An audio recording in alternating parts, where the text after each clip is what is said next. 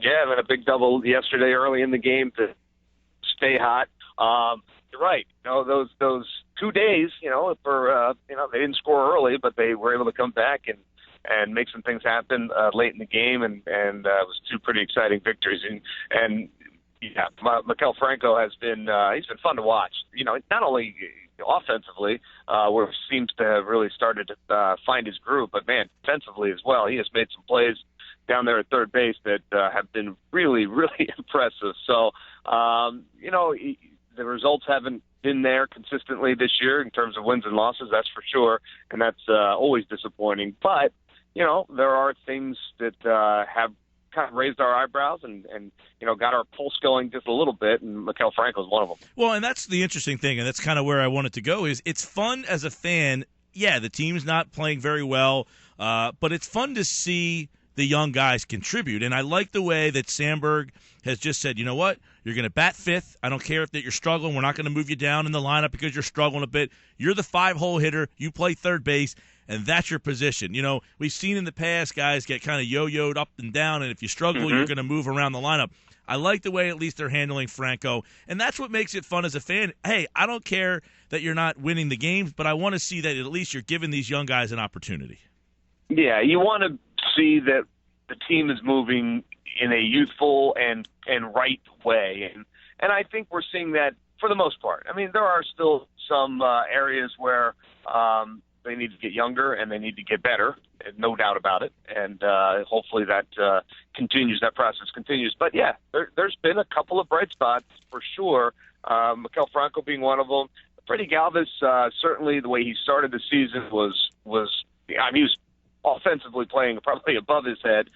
He has really struggled late offensively, but man, he can still dazzle out there with the glove for sure. And I think the offense will come around. I think we thought he was probably about a 270, 280 kind of hitter anyway, and I think probably that's where he'll end up. And you certainly live with that from your shortstop if he's playing that kind of defense.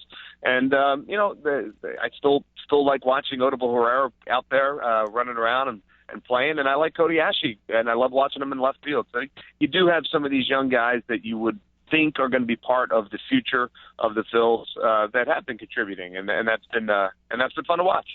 Yeah, and I know that you mentioned Galvis. Another guy at shortstop is J.P. Crawford. I don't know how much of you got to talk to him or see him perform when he was down in spring training, with the minor league guys. But he gets promoted, and people are excited, and they always want to see these guys. But man, the numbers, if you look at his on-base percentage, this is a guy who's doing some special things in the minors. I think we got you there, Murph. Yep, you got me there? There we go. I got you. Yeah, we're just talking about Crawford, and, I don't know how much interaction you had with him down in Florida, but this is a guy whose numbers, he's just doing on-base percentage almost 500, if not over 500, and he gets promoted to Double-A, and, it looks like, with Franco at third and maybe him at short, at least there's something to kind of be excited about. Yeah, I think you're exactly right. Now, I do think J.P. Crawford's, probably still another year and a half away if all things go according to plan. I would be surprised to see him up here, next season. He's a 20-year-old kid, and he's still got some growing to do and some learning to do, but he does appear to be the real deal when it comes to playing that shortstop position. And as you mentioned, as an offensive player, I mean, he just tore it up in Clearwater. He forced their hand, move him up to Reading, where he's gotten off to a pretty good start as well. So, you couple that with a guy like Roman Quinn, who's been playing very well for the Reading Fighting Phils. Again, reason for some optimism and excitement as you look towards the future. It's not going to help them this year, that's for sure. Those guys aren't ready yet, and they won't be. But somewhere down the road, you got to believe that those are two guys that are going to make an impact at the major league level. Hey, Murph, I know Diekman sent down last night. A little bit of a surprise because he pitched so well last year, 100 strikeouts in about 75 innings. I mean, he looked like a legitimate left-handed power arm, and it looked like the Phillies had a nice young bullpen kind of forming. I guess it's disappointing to see him go down, but I guess it kind of tells the tale of how bullpens can change from year to year, and the guys, it's just that's a tough job, isn't it? It really is. Now, that said, I do think that Jake Diekman is a legitimate lefty power arm in the bullpen in the big leagues, and I think he will be for a long time to come.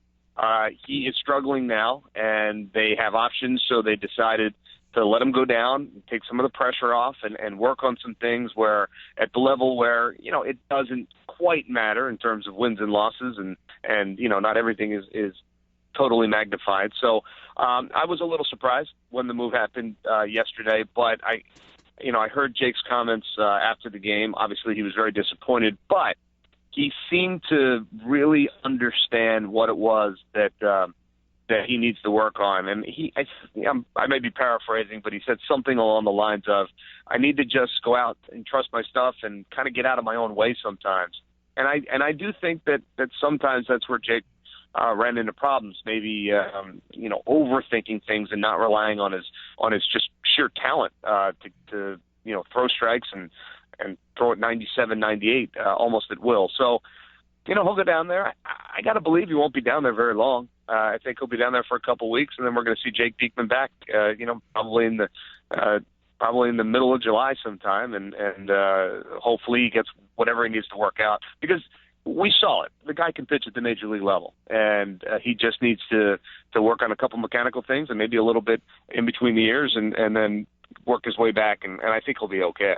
Gregg Murphy's part of the Phillies broadcast team. They'll take on the Giants at Citizens Bank Park, and Jerome Williams tonight, Tim Lincecum for San Francisco. Murph, obviously you look at the games they play. They had those 2 wins in a row there. They come back. At least it shows that the team, yes, not playing well, but they are still fighting. And again, we talked about the young players being a part of it, but overall, you see Utley really starting to hit the ball. He had the home run the other night, and at least it shows a team that has not just absolutely – the body language isn't a bad thing. And you wonder, is the attitude good, like that when they come to the ballpark? Is this a team that says, hey, we just want to keep getting better every day with these young guys? Yeah, Mike, I sometimes I feel like I'm grasping for the positives, and it's the nature of my position to do that.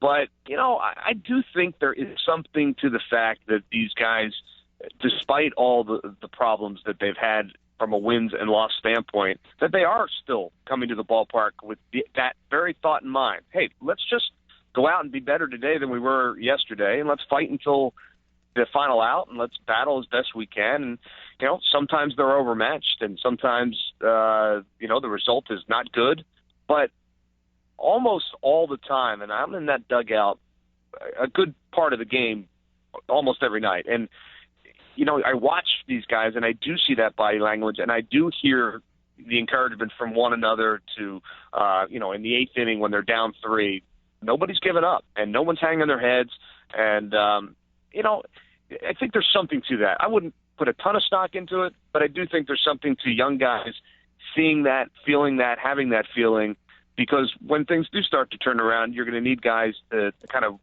go back on those past experiences and draw from them when things are tough. And I think it's a good thing, at least at some level. Hey, Murph, what was kind of the reaction around the team last night with that play at the plate? There's a lot of talk about it today, and obviously a lot of people don't like that rule with the catchers blocking the plate, and you got to force out at the plate, and you still somehow don't get that out. What was kind of the talk and reaction about that particular play?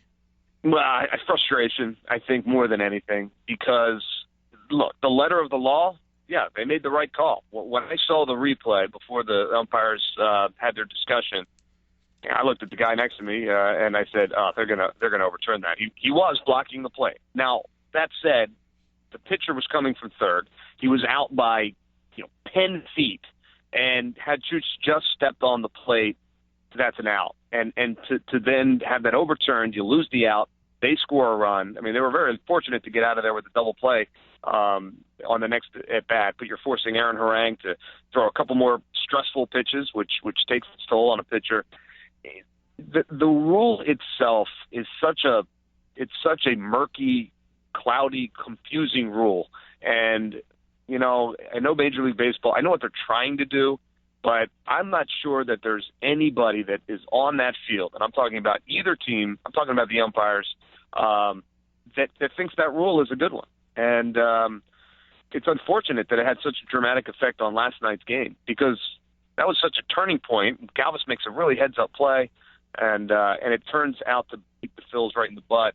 And it's just a rule, I think, that if it went away tomorrow, everybody in baseball would celebrate that. And I include the catchers on that. I think the catchers are like, oh my, just let them hit us. It's okay. Right. But as of right now, we're stuck with it. And the umpires enforced it correctly last night, and it cost the Phillies a run.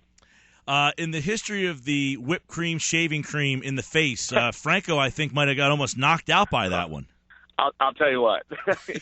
Funny you bring that up, because that has been a conversation point in our office the last 2 nights. I've had to cut our interview short the last 2 times that these guys have gotten shaving creamed, because both Darren Ruff and Mikkel Franco, I think, swallowed about a quarter pound of shaving cream.